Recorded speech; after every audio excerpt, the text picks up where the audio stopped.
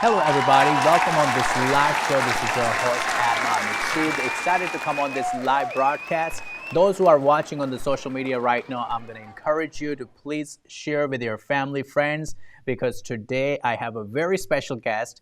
If you don't share, how can people in your friend list on Facebook will be able to get this message? Make sure you can share, use that button as much as you want to share with your family, friends. Maybe tag somebody named right below this video to tell them it's going to be a wonderful show. You got to watch this show. You don't want to miss the bleep.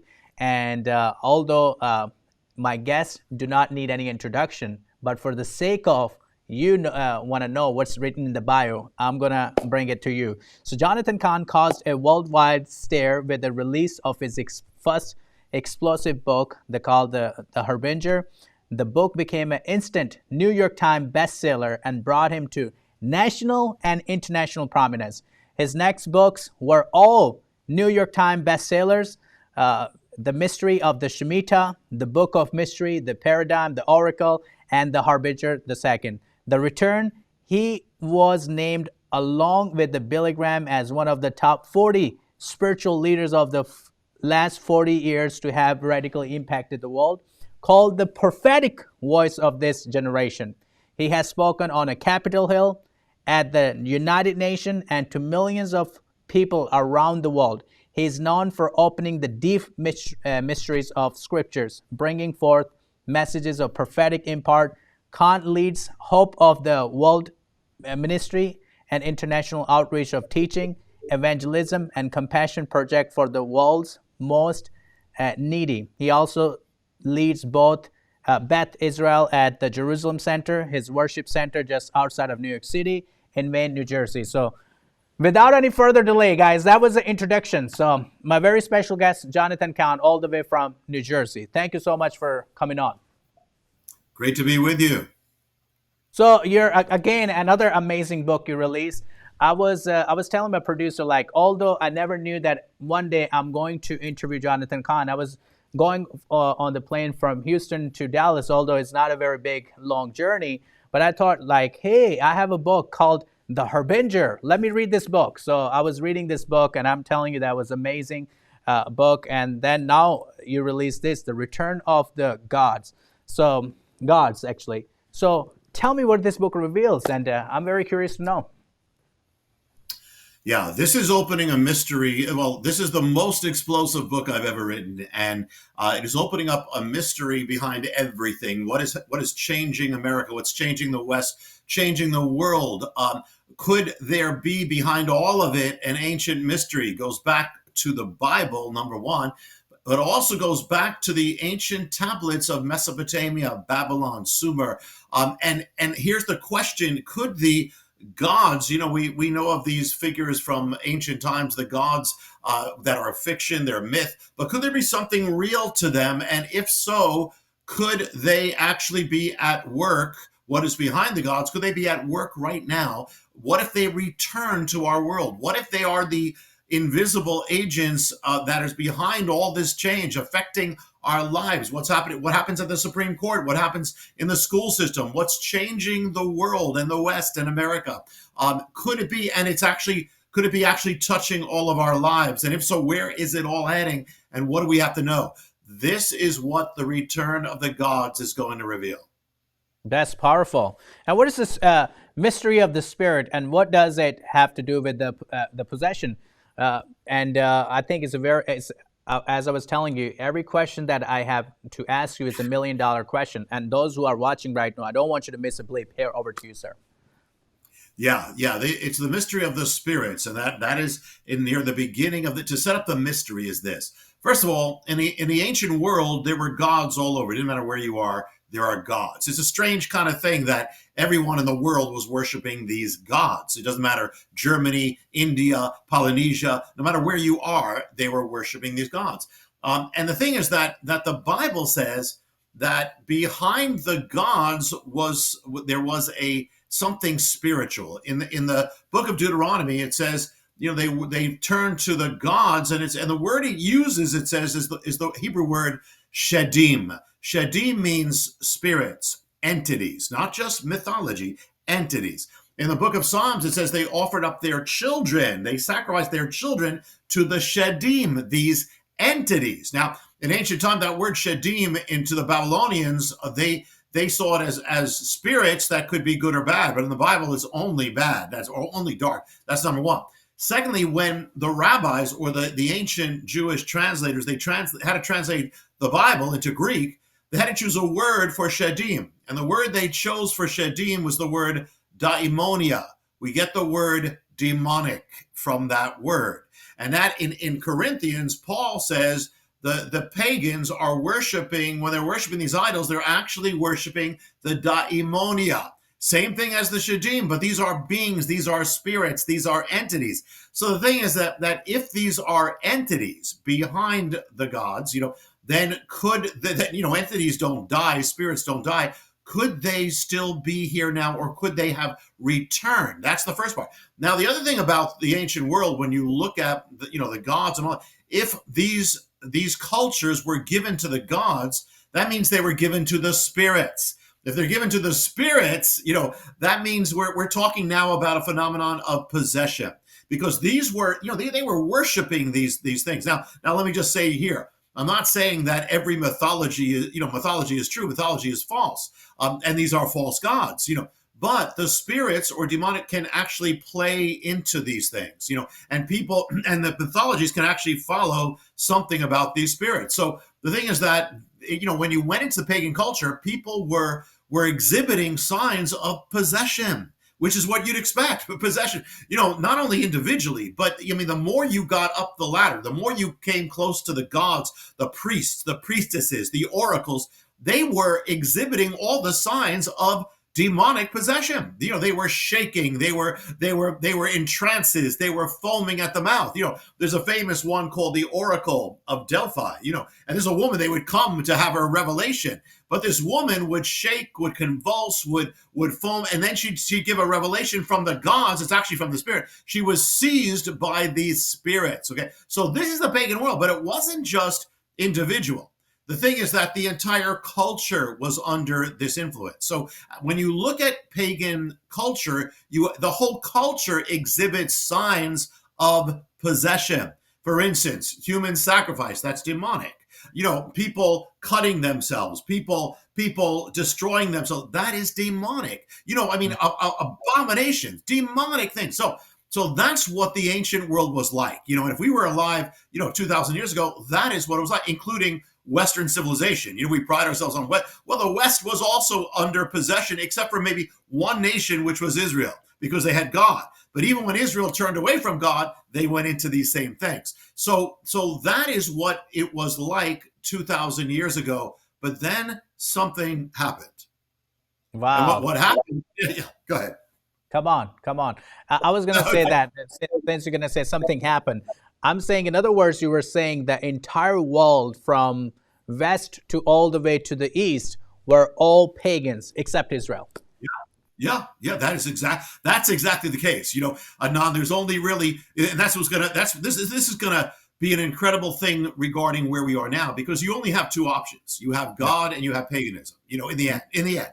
Even if you say you're enlightened secular, this is where we're going to go. It's going to be talking about where we are now. So the thing is that something happened. What happened was Jesus happened. Messiah happened. God was in Israel, or was speaking to Israel. But then when Messiah came into the world, then not only did he have the power to cast out spirits, but he also sent the gospel into the world. He sent it into the pagan world. So his disciples were entering Rome. Now, when that happens, you're going to have a clash. You're going to have a war of the spirits. So you see this in the book of Acts. You see, the Apostle Paul is being followed by a possessed woman. In another city, the whole city goes into an uproar over a god that they think is being threatened by the gospel, which it is.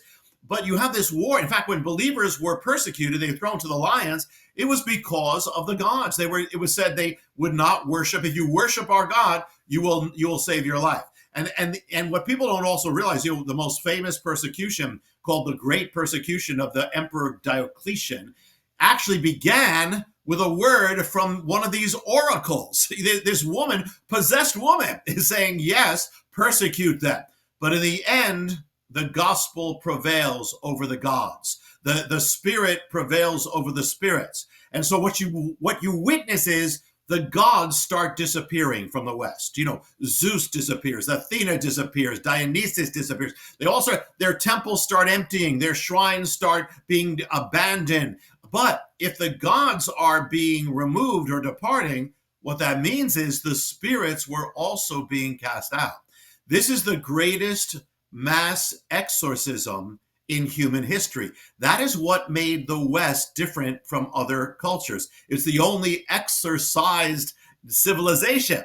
But now here's the final piece of the puzzle that's going to really reveal what is happening in our world now.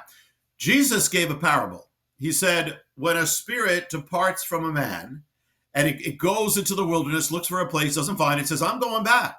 And he calls the man my house, says, I'm going back to my house. Goes back to the man, and he says he finds the house, this is the man, but he basically swept clean. It's empty, and it's clean, in order. So he says, I'm going to go and I'm going to get my friends. I'm going to get my other spirits, bring 7 other spirits, repossesses the house or repossesses the man. And then Jesus said, the end is worse than the beginning. Now, people say, well, he's talking about the possession of a man. Well, actually, he's using that to talk about something even deeper. Hang on one second. Wow, that's wonderful. But while you're taking a sip of the water, let me just real quick tell people how they can get your book. So the book, you can get it on either on the website, The Return of the Gods. It's a very mysterious book. I believe that if you get to read this book, there's many keys that Jonathan Cahn unlock in this book, which you don't want to miss. You can find this book, hopeoftheworld.org, or you can also get it on the Amazon.com. Here, over to you, sir. Thank you. This is the book. Yeah, it's available. Yeah, not Hope of the World is our ministry, but for the book, you can get it on Amazon. You can get it right now, but you can get it it's everywhere. Walmart, you name it. Walmart or everywhere. But get it. Don't just get it for yourself. Get it for people in your life, because you're going to see how it relates. But okay, now here's the thing. Jesus said with that parable, he says, so it will be with this generation, not just talking about one person. He's talking about a generation, a civilization. Now, when you take this to its ultimate in history, here's the warning. Western civilization, which is now kind of taken over the world, and that includes it's America as well as the center. It was exorcised. The spirits left. But the warning is, if it ever turns away from God, if it ever turns back or away from God, if it ever gets God out of its culture, what's going to happen is the house is going to be empty, and the house is not going to remain empty. The spirits will return to the house. The ancient spirits will return to America and the West. The ancient, quote, gods that were cast out will come back to the culture. And they will come back to repossess it. And if you want to understand what has been happening to America and the West and the world for the last 60 odd years, it is this. Why things seem so crazy? Why are things going so fast? Why is there something, does it seem actually demonic in our culture? Because this is what is happening. The gods have returned. Thus the name of the book, The Return of the Gods. The spirits have returned. These are the same spirits that have come back. They don't die. They come back. And when they come back, they're not going to come back saying, hey, we're gods. They're going to come back veiled in the spirits of the age. And, here's the thing. They're coming back. These are pagan spirits. They're coming back to a, quote, Christian nation. So their mission is to take a Christian nation or a Christian civilization and turn it into a pagan one. Yes. Let me ask you that. The next question, what you just said, is really parallel to that one. So it says that if the gods or the spirits were to return, how would that happen? And which gods? So I'm interested to know that. Here, over to you, sir. Yeah. Well, one is it'll happen if, number one, America and the West begins to turn away from God. Now, we watched that. That's happened. That's the first thing. And then if it starts driving God out of its midst, remember, the warning is the house will not stay empty. On top of that, which gods? Well, here's the other thing about it.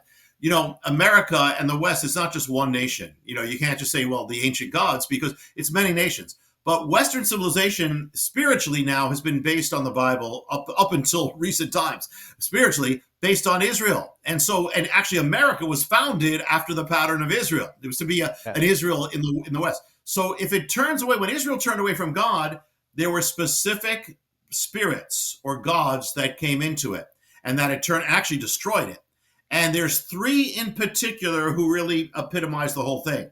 And these same ancient spirits that were part of Israel's falling from God have now returned to the West. And they've returned like in order exactly, starting with one. And I in the book, The Return of the Gods, I called it the Dark Trinity.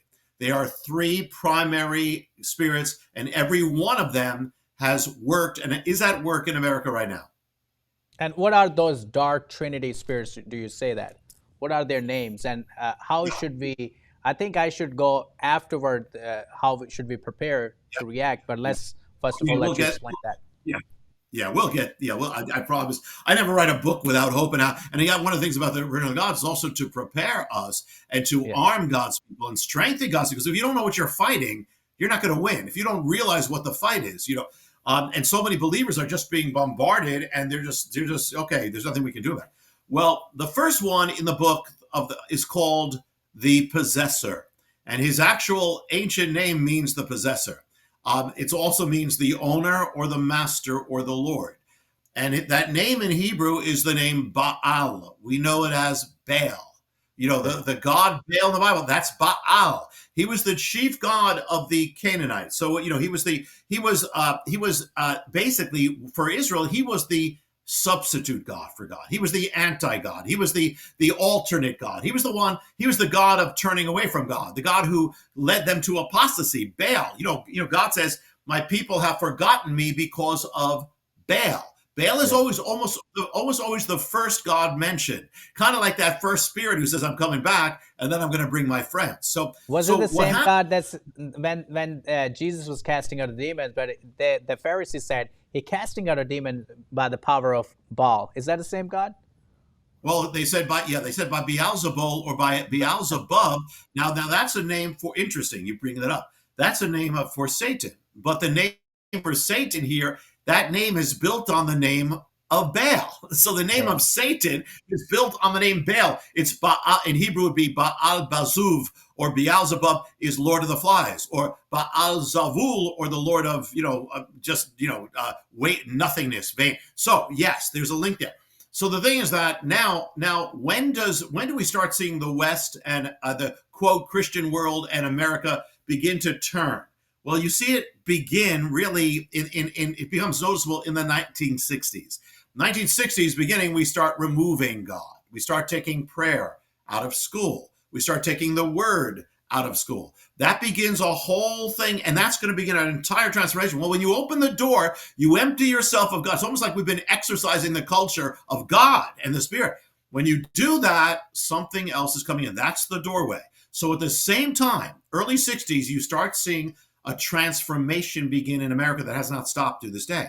And the spirit of Baal, remember, Baal in the Bible, like with Elijah, the spirit of Baal is the spirit that drives God out of everything, drives God out of culture, out of the public square, out of government, out of the school system, out of the lives of the children, out of everything. And what we've been watching is the driving of God. There's a spirit behind it, driving God out of our culture. But also, I told you that in the Bible, God says, Baal has caused my people to forget. Well, the other thing that's been happening to America, it's forgetting God. And in not just forgetting God, it's forgetting that it ever knew God. That's what Baal does. It says in the Bible that Baal caused Israel to turn away from the commandments. Actually, so what happened in America is we started turning away from the ways of God. We started overturning the ways of God. We started abandoning the ways of God. I mean, one step after the other. And, like literally in Israel, they turned away from the Ten Commandments. We literally have struck down the Ten Commandments from public view. I mean, that's how real it is. So remember, Adnan, Baal is a pagan god. So the idea, he's only at home. This spirit is only at home in a pagan society. So he's going to seek to paganize America. And that's what we're watching. And the thing is that I'll just give you some examples of this. It's deep. I mean, it's in deep ways affected all of us. For instance, with God, there's one God, one truth. It's objective. But when you have paganism, you don't have one God, you have many gods. So you have many truths. You don't have one truth. Everybody has their own truth. That is what we are witnessing in our culture. Well, that's your truth. That's my truth. Wokeism. This is your authentic truth. If a man says, "I believe I'm a tree," you got to say he's a tree. That's paganism. We didn't realize it. That's wokeism. It's paganism. And for instance, in the pagan world, you build your own god. You actually make your own idol. So that means you're creating your own truth. So that's all part of what we're witnessing now. Now, the other thing is there's actually, of course, there's so much in the book. I'm just giving you a taste of it, but I'll give you a very kind of a very tangible one. The sign of Baal back then was the sign of the bull. He was a molten bronze bull. All over the Middle East was Baal. That was Baal. Well, America, as it was falling away from God in the 1980s, builds a giant, colossal bronze bull that it sets up in New York City. New York City, yes. That is biblically, they have no idea what they're doing. That is biblically a manifestation of a nation under the influence of Baal. And interesting, Adnan, because, Baal was the one who promised them fertility, prosperity. So we have actually linked our prosperity with a bull. We call Wall Street, it's a bull market. It's bullish. That's Baal. So we didn't even realize that. There's so much, and that's not even the only sign that has come, but in the book, there's more than one that has appeared in America. Let me give you another kind of taste of something that you might not think about. People wouldn't think about. Actually, could our addiction to computers actually be linked to this ancient mystery from the Bible? Well, the Bible says that when a society turns away from God, it makes idols. When it makes, now I'm not saying computers are wrong. What I'm saying is that we become in bondage to these things. The Bible says they serve the works of their hands. They made things with their hands and they end up serving them. One, we're serving our technology. But number two, when Paul's on Mars Hill and he's talking about the gods in Mars Hill and the idols, he speaks against the idols. He uses the word techne for idol, linked to idol. The word techne is the word we get technology, high technology. They will serve their technology, their techne. That's what we're doing. And the Bible says that those who serve them or worship them, they become like them. So interesting. Yes. It means that one who worships the idol becomes like the idol becomes like the person. Well, our computers are becoming more and more endowed with like human-like powers. Let me ask you, Jonathan, sorry to cut you. Let me ask you this question before I forget. So when they erected the sculpture of the Baal in the New York City, do you think, is there any prophecy is being fulfilled right there? Well, the prophecy, you could say, is the end times. People will turn away from God. And remember, when Israel turned away from God, what did they do? They worshipped a golden calf, which is actually a bull calf. So it's almost like we're reenacting the fall of Israel. They rejected the tablets, the Ten Commandments, and they turned to the bull. We have rejected the ways of God, and we have turned to the bull. And just to kind of throw that last thing in there is that as our technology is becoming more like us, yes, we are becoming like more dehumanized. People are not becoming like their computers. They can't talk, they can't communicate anymore. So even things like that are all part of this. Now there's so much, Adnan, to this, but we can only give a taste of the book. But let me go on to the next of the Dark Trinity. Okay. The next of the Dark Trinity is called the Enchantress. It's a she. As actually in the Canaanite mythology, she was married to Baal. So the Bible says it's Baal, and then it gives the name of this goddess. The goddess is named Ashtoreth or Ashtoreth in the Bible. So notice it's first Baal, then Ashtoreth. Now, who is Ashtoreth? Ashtoreth is all over the place. Ashtoreth is known in Mesopotamia as Ishtar. In Greece, she's known as Aphrodite. In Rome, as Venus. In Sumer, Inanna. In Phoenicia, Astarte. She's all over. Now, this is the goddess who is the goddess of sexual immorality, sexual licentiousness, unbridled passion, self-gratification. That's what she is. And she's called the harlot or the prostitute goddess. So let's put it together. What's going to happen to America? What's going to happen to the West? What's going to happen to the world? First, you're going to have a turning away from God, Baal, and a paganization. Then, if this follows, if she comes in, you're going to have a sexual revolution. And that's exactly what happens like clockwork.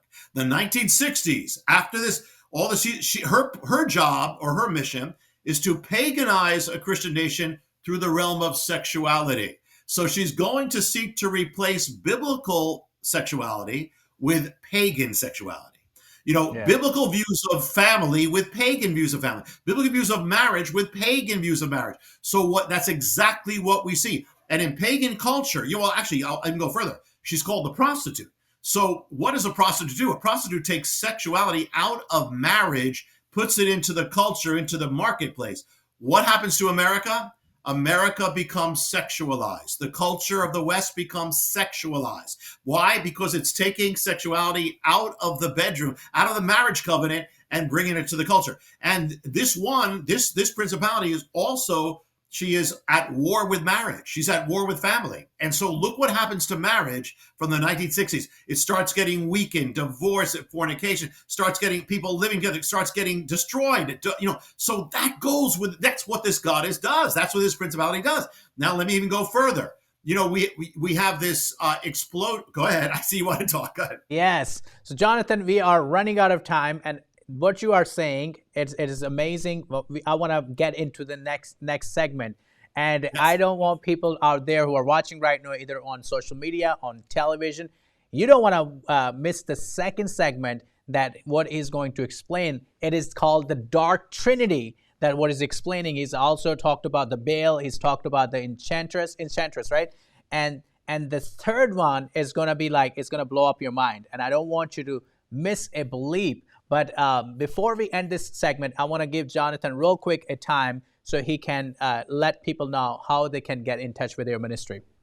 Yeah, well, first of all, the Return of the Gods is everywhere. Don't get it just for yourself. Get it for people in your life. But it's everywhere, from Amazon. You go on Amazon right now, you'll see the cover.